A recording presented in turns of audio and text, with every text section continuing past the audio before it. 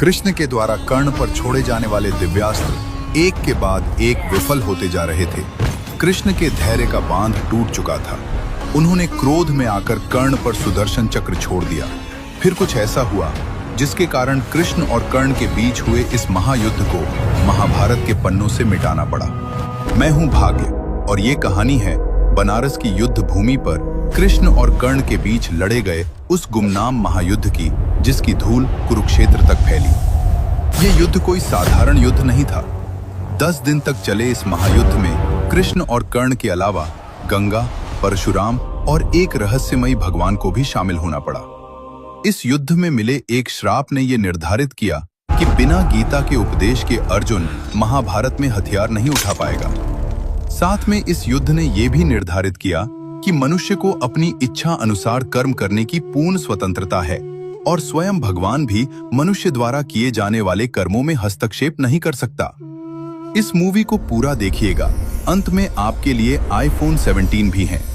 तो आइए मैं आपको बनारस की पावन भूमि पर लेकर चलता हूँ। सुबह का समय था। कर्ण के रथ का पहिया दलदल में धंसा हुआ था। कर्ण उसे निकालने का प्रयास कर रहा था। ऐसा लग रहा था जैसे मानो कोई बाज किसी छोटे से पौधे को उखाड़ने में लगा है। भगवान कृष्ण उसी मार्ग से गुजर रहे थे। कृष्ण रुके और खड़े होकर कर्ण को देखने लगे। कर्ण की पहाड़ जैसी भुजाओं के सामने रथ कहां टिकने वाला था। तभी कर्ण ने इतनी जोर से धक्का मारा कि रथ बीच से टूटकर पलट गया।